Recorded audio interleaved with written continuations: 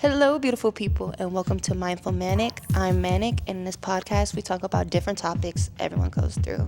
And today, I have a very special guest of mine, a dear friend of mine, ZionATL. Say what's up, Zion. Almighty Zion. Zion Bang.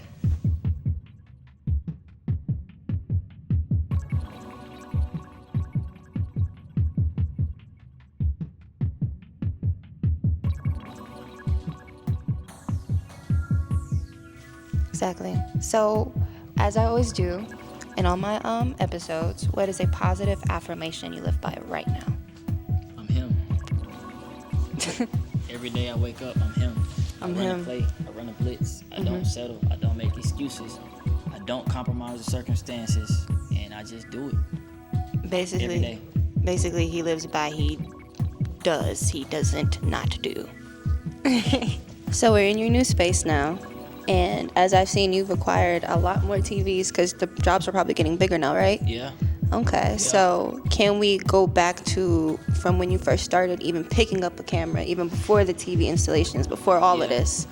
Where did Zion start? Where did I start? All right, so a lot of what I do now started from skateboarding. Like me and my friends were just at the belt line at Fourth Ward Skate Park, filming each other skate. That led to me going to sneak into different concerts and shows, developing relationships with different artists, and word was just getting around of my videos, and that's how I was able to just work with a bunch of different people. So it started off as me just like doing behind the scenes work, just filming everybody else. But eventually like that stuff just kind of stopped. I stopped getting those calls, and I'm like, all right, well, now I gotta figure out something else. That something else was Forever Almighty, and Forever Almighty started off as my clothing brand. Because it's like, number one, I gotta have clothes to wear, regardless of what I gotta have clothes. But then number two is like, all right, I don't have as much creative direction or like creative input on these VHS videos that I'm making with these artists because I'm just filming them. Right. But for me, it's like, all right, I can just come up with my own concepts and put my own stuff out. And that's essentially like how I got started with a camera, and then how I got started with Forever Almighty. Okay. It just became like my outlet. So going back to your camera, and you said a plethora of artists, like such as who? You know, they need to know. They need to know that portfolio. Okay, I was Mariah's personal videographer for like a year. I done worked with Rico Nasty, Playboy Cardi, Destroy Lonely. It's so many big Atlanta names that I done worked with before in the past. So what was that confirmation that you wanted to do that, or like you knew you were in the right space for that too with the VHS? Because I remember you told me about how you snuck into a show for A$AP Rocky. Yeah. And I love that story. Can you retell that story? Yeah, man. So me and my friend Shannon, this was January 2020. I snuck off, or I took a trip to New York 2020, and we went to Yams Day. We bought tickets in the nosebleeds, but then me and bro was like, we gotta get to the floor. We was seat hopping, we got kicked out. Damn. We got removed from the area of the nosebleed seats, and the lady was like, yo, if I catch y'all like trying to seat hop again, you getting kicked out the whole arena. So I'm like, dang. I flew all the way from Atlanta, had my camera with me. They took my camera, by the way. Damn. My partner Shannon was like, yo, bro, like, you gonna have to get your camera back. So they got my camera at the coat check. I go to one of the security guards. I'm like, yo, bro, I flew down here from Atlanta. I just want to film the artist. They took my camera. What can you do? He was like, bro, if you can get your camera back, I'll let you walk back through here. I'm like, all right, bet. I grabbed the camera, and I made it seem like I was about to leave. But I just made a beeline back towards where bro was at, and I'm like, bro, thank you. He let me back, so shout out to bro, whoever he is, but he kind of just let me back through. So we in the nosebleed, seat hopping, trying to get down to the floor. The lady coming, they catch us, she like, yo, like, we catch y'all doing this again, you getting kicked out the venue. Around this time, we sitting in the lobby just thinking like, bro, how do we get to the floor? Us getting kicked out was really a blessing in disguise because I seen A$AP Bari walking with like 15 people. Which is fucking crazy. And I was like, hey, Shannon, it's our opportunity. I just said, get up, follow me. We walked with bruh. And he didn't say nothing, but he kind of acknowledged, like, I see what y'all are trying to do. Like, just You feel me? Just come on with me. So we walking through the venue, we get to the floor, and then we ended up losing Barry and them, but we just walking through, seeing all these people. I seen Gunna, seen Tyler, I seen Drake, seen Rihanna. That's crazy. And one thing led to another. We ended up in the pit with A$AP Rocky and them while they was performing. Mm-hmm. And that was probably like one of the biggest risks I took when I was younger, of just like. How old were you? I was 17. I hadn't even turned 18 yet, because I remember this was January 2020. I turned 18 February 2020. This was all before COVID hit, mind you. Mm-hmm. And I'm still in high school. Right. So just from the jump, I didn't always been. You're crazy as hell. Yeah, I was just about to say, you're such a risk taker. Yeah. Since I was young though, bro, like just always just doing what I want to do. Why would I wait for permission? Right. I ain't asking for no permission. I'm gonna just go do it. Have you, and with that being said, like, was your parents always on board with it? Like, you just taking these risks? Like, how they always backed you with these risks? They always supported me, like, from That's the beautiful. jump. Like, they always was like, yo, bro, whatever you want to do, just be the best at it. Just do it. Sitting up, not doing nothing was never an option, ever. Yeah.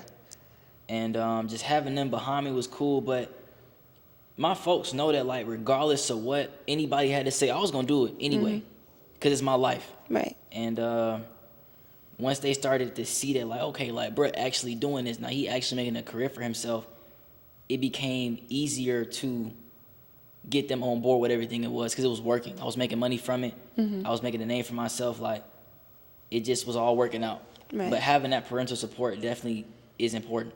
Always, definitely. So, with that being said, is that where your discipline and, like, your values and your morals comes from? Because you're such a disciplined guy. Like, I never see you stop working. Like, you're always going. And and you know how I am too. You know, I'm kind of like iffy, but that's like very admirable. So I just be like, damn, I need to get like Zion, because y'all don't know. He went from point A to point B. But now this nigga damn near at Z now. Like, I don't know how you did that so quickly. That's how I'm like looking around the space like, this is crazy. So where does this discipline come from? Like, and how do you continue every day? Like, how do you know how to show up for yourself every single day, even when you're down? Nobody's going to tell me to do that. And there's so many things that I want in life that I just had to start embodying every single thing it is that I want, and aligning myself with these things, and understanding that, like, I don't have to chase it. I can just attract it to me. But in order for me to do that, I have to become a certain individual that shows up for themselves every single day. I don't complain. I don't make excuses. I don't wait for the opportunity. I don't wait for things to be perfect. I just act right now. Every single day, I blitz. I just run the play regardless of how I feel. And the discipline just comes from me understanding that, like, if I don't do it, it's never going to happen. How is it going to get done? And like I said, I just know what it is I want. And I'll just never let myself be less than the man that I know that I can be and the man that I am. And every single day, I just push the bar. Like, I just raise the threshold every single day. Like, this is just me living. This is like, I was put down here to do something, and this is what I do. So every single day, I just walk in my purpose. Like, I just get a thrill from just seeing something in my mind and bringing it to reality. And once you know what it is that you want, it becomes easier to wake up every single day and really just, like, accomplish the mission. Yeah. So just walking in my path, and just understanding that, like, can't nothing stop me, bruh.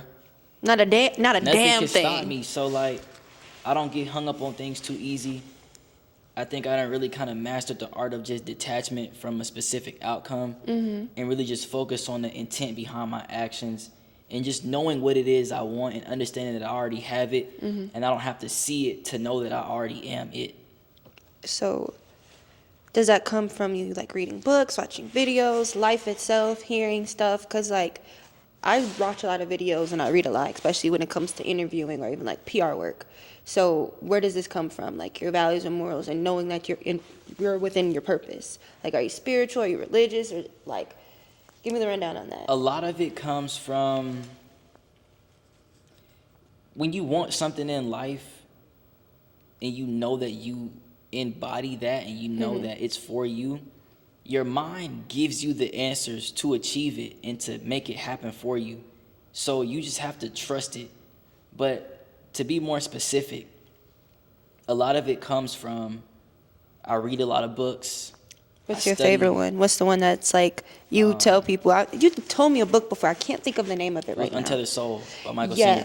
Yes. My mom gave me that book. My mom is a very big influence behind why I am. Both of my parents, honestly, but like specifically the spirituality aspect of it. My mom is a very big influence and is the reason behind that. Because when I was younger, she gave me The Secret by Rhonda Byrne.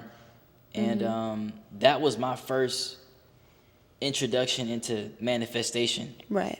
And it worked for me when I was younger. Like I could tell y'all how many things I done kind of just like made come into my life. And as I've gotten older, I've just been. And how old are you now, by the way? I just turned 24. And he's accomplished so much at 24 for you. Yeah. And I think it's really cool for you to be 24 and be so sure of yourself and have your feet planted, because not all 24-year-olds are this like put together. Yeah. So that's why I'm like, this is so admirable, and y'all need to be listening too. But continue. Yeah. So like, she put them books in me, or she gave the books to me, and I read them and I applied it. That's the biggest thing, is just applying what it is I know.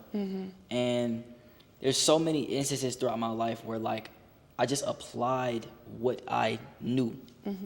It's not about being the smartest. It's about just doing what it is you know to achieve an outcome. Right. But all that other stuff aside, The Alchemist is a very good book. Think and Grow Rich is a really good book. The Creative Act by Rick Rubin is a very good book.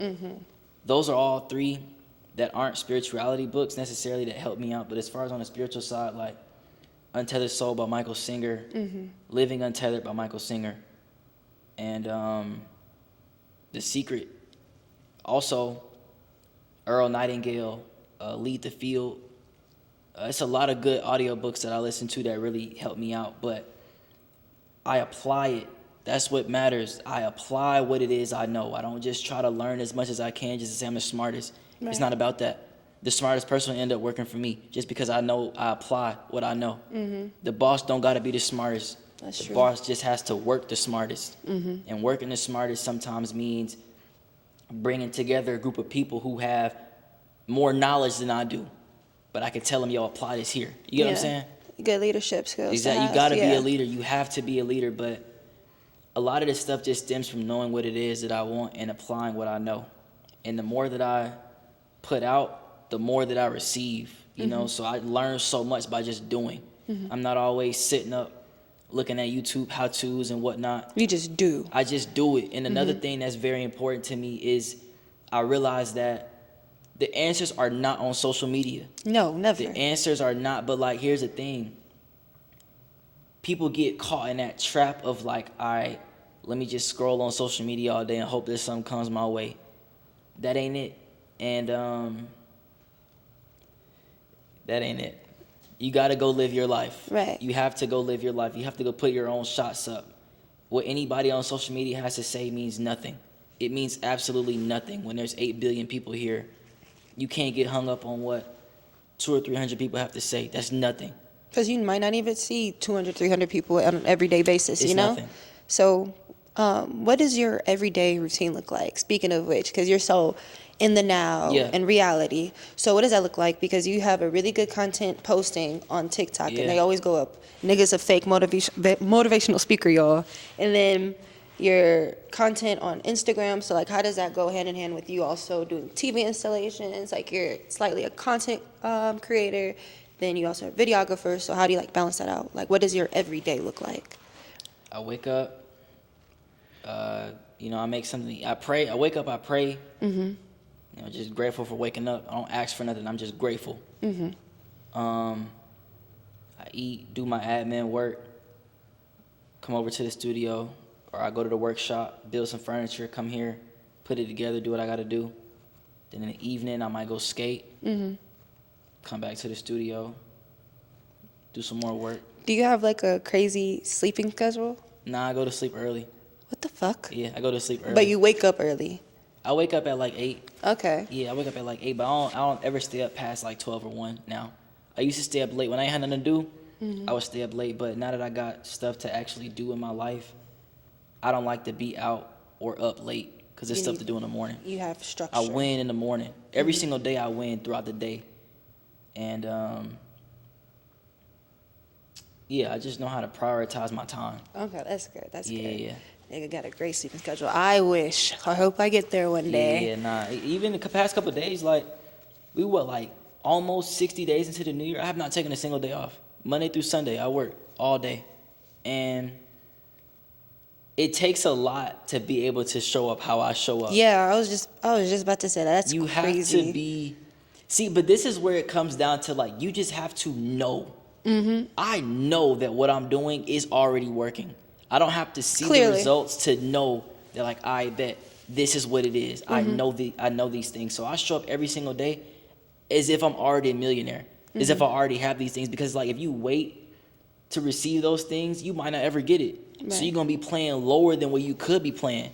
So now it's like, if you don't know me, you're going to see me, hear me talk, and come to the studio and think, oh, bro, obviously getting to it because I am. You do. You feel me? So, like, it's all about how do you see yourself? I don't see myself as nothing less. So, as a result, all my actions are going to reflect a higher standpoint, higher standard for myself. So, once you just know you and understand that, like, you are who you say you are, nothing can get in your way. That's true. Oh, you said it with such conviction, because some people, like, will say it, but it still seems like there's a little bit of, like, iffiness behind it. But man, can't nobody tell me nothing. Not a damn thing. Nothing. And it's like, I know these things. There's nothing that anybody could say to me that'll throw me off my pivot, off my track. I don't care about nobody's opinion, because why would I?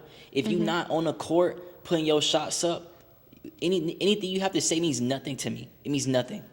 So, like, I just don't care about anybody's opinion. All I care about is my own personal opinion. You feel me? Like, the people around me are important, sure, but, like, at the end of the day, like, I know what it is I need to do for myself. So I just trust myself so much because I got here by just being me. Literally. Never trying to be the next man. Not trying to walk on nobody's footsteps. Not trying to please nobody. I just understand that, like, by being Zion, first and foremost, I'm gonna attract the things to me that I need. And I don't question anything. I don't second guess anything. Like I said, I just strike. I'm quick with it, and that's where a lot of people fail. Like, you're not gonna beat anybody that's quick, confident, sure, and has good work. You're not gonna win against that person. You better off trying to figure out how you can get on his team. Right. So I don't really have to. I don't compete with nobody. I just create. I just put the work out. It being perfect to me is the fact that it exists. Yeah. You know, I don't get hung up on flawlessness. So that's important. Yeah, it is important, because when people try to strive for so much perfection, it can paralyze you to a point of, and you get in your head about it. So I do that. Thinking that things need to be perfect is a form of uncertainty and procrastination. Yes. And that also shows that you care about what other people think. That's true. So going into furniture, how did you get into that skill? Are you self-taught? Did your dad do it? Or is this something like you like to as well? Self-taught. Self-taught. Is everything you do self-taught? Actually, shout out to my homegirl Amira. So back in 2022, I designed this concrete sculpture. I saw somebody make an Aphex Twin logo out of concrete, and I'm like, dang, like, that'd be cool for the FA logo. I brought the idea to my homegirl Amira. We sat in her garage for like 3 months, and we built this giant sculpture. Like, it was huge. And that was my first introduction into making furniture. And after that, I just kind of kept going. I made this wooden chair in my mom's garage using a jigsaw and a projector. That's cool as fuck. Yeah. So as far as the furniture is concerned, wooden table, FA sculpture. Then I was shooting a video for my partner Jay Deluxe, and he had his friend there, Chris. Chris told me about this apprenticeship place called Mass Collective. Reached out to Mass, learned how to use the tools that was there, and that really elevated the way that I approached building furniture. My homie Zach was really influential in just keeping me on track with making sure that I, like, put this stuff out. And once I got the studio space, I'm like, all right, I don't want to spend all the money on furniture. I could just go make it. So I'm in the lab. Like, yeah, I was just about to say, you make your own furniture? I make my own furniture, man. That's some manly ass shit.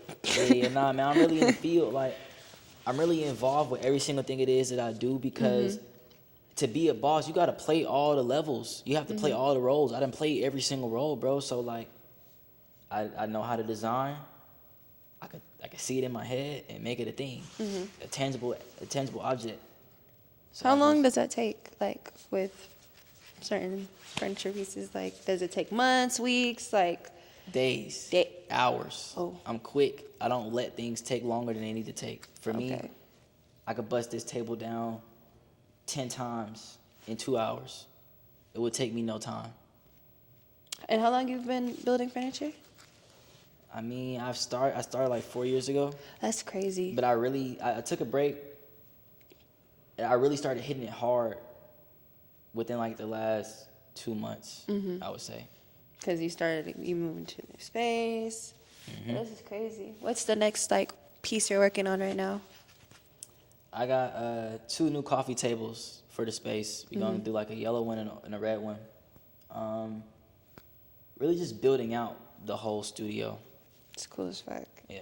So with your videography, did you ever take a class on anything, or is it just all self-taught? Like, how did you hone in all these skills? Every single thing it is that I've learned, I have just done. I tried to go to college for 2 weeks. I took a gap year. I graduated 2020. Took a gap year, went back 2021. I was like, this ain't it. What were you in school for? Man, it's funny. That was right when I bought the 5.0. So I'm like, all right, bro, I just got a new whip, like studio, like my filming is doing numbers, like I'm just getting active. I'm trying to do the college stuff, wasn't it? It's hard to do. It's really hard to balance. Shout out to everybody that's in college, just working their way through it, but it wasn't for me. I had a bigger calling. So, but yeah, no classes. Like I tried a little stuff when I was younger, but like, man, I'm hands on, man. Let me You get just my always hands on you it, just man. always knew. Like you just man, like let me just go do it, man. Put me on the court, bro. Why am I sitting on the sidelines watching everybody play when I could just go play myself? Real talk. So I'm just a doer. I don't like thinking. I don't like keeping things in my mind. I just want to go do it. If I screw up, I screw up. But let me just go do it. How important is it to have a good village behind you? Especially like you know how you were saying, you just do, but you know it's still important to have people around you who can still keep you grounded and also show you skills such as like the furniture and stuff. So check this out. So if you around me, you gotta be the best version of yourself that you could be. Let me repeat that. If you around me, you have to be the best version of yourself that you could be. Otherwise, you're getting left behind. Period. Point blank. Because I'm not slowing up for nobody. So like, if you want better for yourself and you see what it is that I'm doing, either A, you gonna remove yourself and give me the space that I need to be great, or B, you gonna think, okay, how can I get on bread track? How can I just do something here and there every single day to just keep elevating?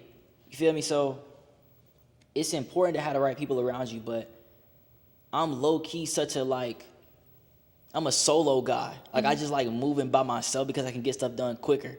And so you're more so of you have your village, but you're more so of a loner in that way. yeah, like I gotta trust myself. I got my folks here.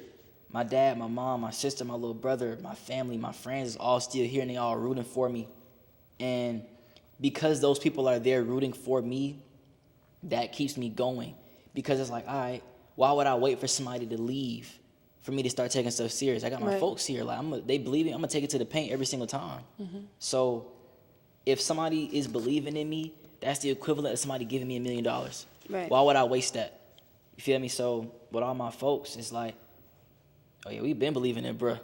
So I'm gonna just keep giving people more of a reason to have stake in what it is I'm doing, because not only does it benefit me, but it benefits all the people around me. Yeah. Like my family, my friends, like, because like why not? Why not just be a positive influence? Why not just give light to somebody else? Why not help somebody else prosper and while I'm prospering myself, you know? You're like a beacon of light. You gotta be though. You gotta be though. They could be motivating the fuck out of me. Like every time I see you, like, what you doing? Like, oh shit. You like somebody. Yo, bro, I'm getting to it though, because it's all out there on the table. Why wait? I'm not waiting until tomorrow. I'm gonna get it right now. Right now, I'm getting to it, bro. Like, even right now, it's things that I done did 2-3 months ago seeds I done planted that's growing, that's sprouting now. Quickly. But you got to put that work in. Mm-hmm. And to be in the position that I'm in right now, it takes so much mental fortitude and just so much confidence in yourself and just faith in the unknown and what you can't directly see to continue to keep going. 90% of people, 95% of people in my current position right now would have broke. But one day I just woke up and was like, I ain't letting nothing get in my way no more. Like, I'm really going to just push my mind beyond my threshold. And every single day I just go past the threshold of what it is that I can do. And I've just broken free from any form of restriction or any type of title that I had on my name. Like, I started looking at myself from like a third person standpoint. Like, it's deep when if I really wanted to get into it, but like, I just know what it is I want, know what I got to do to get it. So simply put, I just do it. There's no hesitation, there's no overthinking, there's no uncertainty, there's no doubt, there's no fear. There's just probably my mom. Bum ass friends. Niggas ain't talking about nothing. Ain't talking about a damn thing. But nah, there's just no, I just have complete confidence in everything, bro. Once I stop putting my goals off into the future and realize that, like, I am my goals right now, I'm living in an answered prayer. I have everything it is that I need to move on to this next level. I just stopped chasing things and just started embodying things. And is that how you handle adversity? Oh yeah, but it ain't no circumstance that I ever compromise with. I don't compromise with circumstances.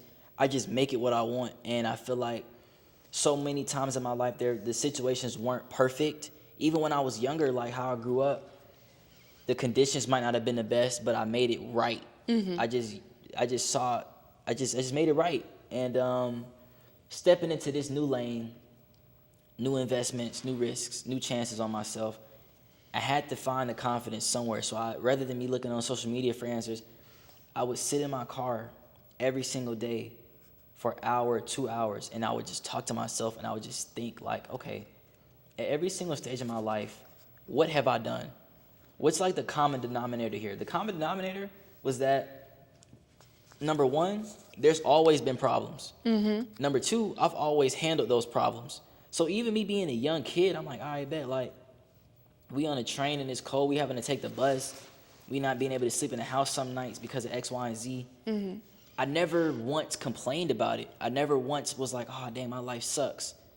It was always an adventure. And now that I'm That's older, a beautiful way to view that, because other people would be like, fuck this shit. Man, look, so I had a conversation with my dad the other day. I'm like, yo, Bane, like, the circumstances and how we grew up really made me to the man I am today, just because it's like, we were always on a train, always on a bus, getting around. And because we couldn't be in the house some days. And I realized that, like, I'm still on the train now. I'm just still on the adventure right now. Every time we got on the bus and the train to get out the house, he was taking us around the city just to see stuff. And that was an adventure. We're not our present circumstances. Our circumstances are not our reality. Right. And that was something big that I learned growing up. And now that I'm older, I had to look back and study myself and realize, like, I've always had the answer. I've always been the answer to everything. And it's all just been about my perspective on what it is that I'm going through. And that just gave me the confidence and the courage to make this leap. And even us being here right now, man, it's just like, it's like a dream state. Because when I tell y'all, like, the line between me being here and me being screwed up was so thin. Like, I'm telling you, like, I didn't get a job for months. And I was like, yo, Zion, like, you got to do something, bro. Yeah, you something gonna have happened. to, like, you got to just have a Hail Mary. You got to just go all in. You go big or go home, bruh. And I toured the studio, got it. Now we're here. I gotta document my life like a movie, because it is. When it spent a grip on the cinema camera kit, because I know I need to be filming every single day. What camera? FX3. How did you jump from VHS to FX3? That goes back to me just wanting to get into cinematography and just adding to like the work that I do. So I was filming on a Lumix GH5. Shout out my boy Nizzle. He put me onto that. Then eventually I started filming on a Blackmagic. And shout out Connor because I directed a project. He came and shot it, and he had this cinema camera kit, and it was amazing. Bought that. That was really how I started like getting into filmmaking. Then from there I realized like, dang, okay, Blackmagic cool, but I really need like I need something to carry with me every single day. So I went and got an FX3. That's hard. How was the time frame between the VHS? Like, what was your first camera actually? VHS camera. It was. Yeah, and my then, mom got tapes of me as a baby on a VHS camera, so it's just crazy that like I could look back at when I was a kid, a baby, just see me talking in the camera. 2003, 2004, 2005. Now it's like 15, 20 years later. That's what I built my career off of. Is that? It was written. I was about to say, that's crazy how stuff just aligns itself. So, a little messy question. How do you handle, because I know sometimes you don't like to do music videos, right? How do you handle that? Like when you were at that point where you did need to do music videos, and I know there was probably certain jobs you were probably like, I don't want to do this, but you needed to because, you know, niggas need to eat. So it's like, how did you get through that? And now are you in a place able to be like, nah, I'm not doing that? Yeah, so back in the day, a lot of it was me just like, all right, like let's just go make some money. What else am I doing? Let's just go get in the field, get better at it. But like, if it was some BS, like when I was younger, if it was some BS, I had to just learn how to navigate through it. Like, the more work that I did, the better I got, the more confident I got in raising my prices. But it's just funny, man, because like when you know that you're destined for something bigger, if you pay attention to the signs in your life, it'll remove stuff for you. And then it'll kind of shift you into like a new role to play. So like there were times where I was getting hit up consistently to make money for shooting videos and whatnot. And it's like as my work got better, I low-key stopped getting hit up to do more music videos. Because they knew. Yeah, because like, they be a little cheap. Yeah, it's like, all right, like I'm talking about heat. Like my work always been hard, but like somewhere along the way, as I got better, I stopped getting hit up for music videos. Rather than me looking at it like, okay, something's not working, I realized like, no, this is actually perfect. Because now it's like, I'm not losing millions chasing pennies. Bless you. Thank you. I realize I'm not losing millions chasing pennies. This separation from the music videos, what is this teaching me? Where is this sending me to now? That put me in position of becoming a just straight filmmaker. Now I'm just documenting my journey. And I think just breaking free from the titles of like, I'm not a videographer, I'm not just an editor, I'm Zion at the end of the day, and I'm still on a journey.